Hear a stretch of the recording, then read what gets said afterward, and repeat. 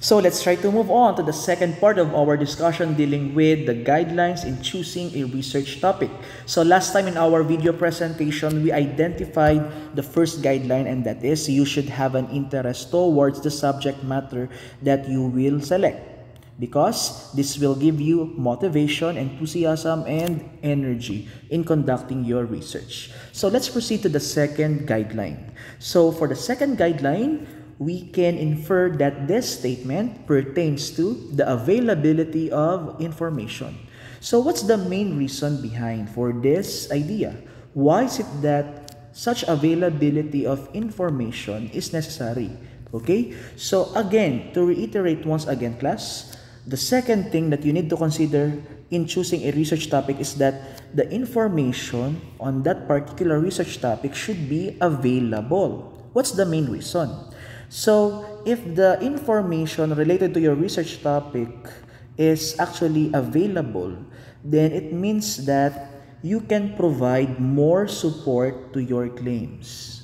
Okay? Because information that are considered to be available means that you can support your claims in conducting your research. So, let's try to identify the main reasons.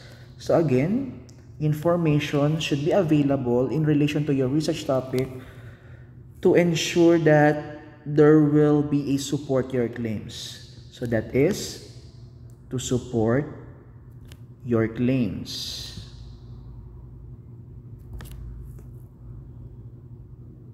About your findings.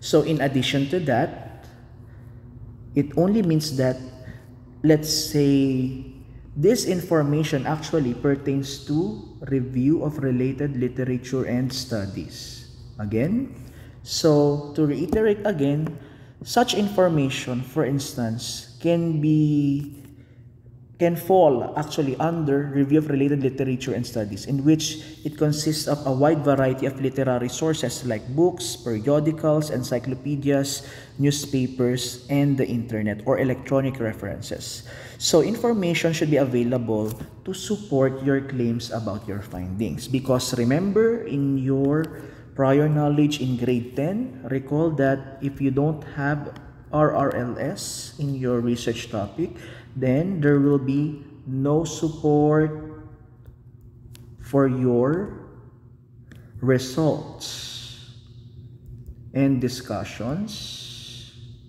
Therefore, there will be no support to your conclusion, which will be the answer to your research problem. And if there will be no support from the well-known authors, it means that your findings are not considered to be valid. Okay, so it has low validity. Your conclusion has low validity and low reliability. That's why you need such information to support your evidences. So this is the thing that you know already when you are in junior high school. That is why in writing your chapter 4 of your science investigatory project, for example, we always include the review of related literature and studies. So always remember this, that every time that you will select a research topic, make sure that the information is available inside the library, or it should be available in the internet. So that is the primary concern for this idea. However, in selecting a research topic, okay, there are two important considerations once you obtain such information. For example, if you obtain already the information that are necessary to your research topic, the first thing that you need to consider once you have your information is that you should check for the following. Okay? Check if your information is updated, because remember, obsolete data or obsolete information are not applicable nowadays. For instance, for example, the findings during the 1960s, they are not actually applicable at present time. That's why it should be updated. Your RRLS should be updated because not all findings that you can acquire from the information are still applicable at present time. That's why it should be updated. So for you to say that it is updated, then check for the copyright date. Okay? Check for the date or the year of publication. Okay? And then the second important consideration once you gather information is that it should be authoritative. Okay? Authoritative meaning to say your information must be obtained from respective well-known authors.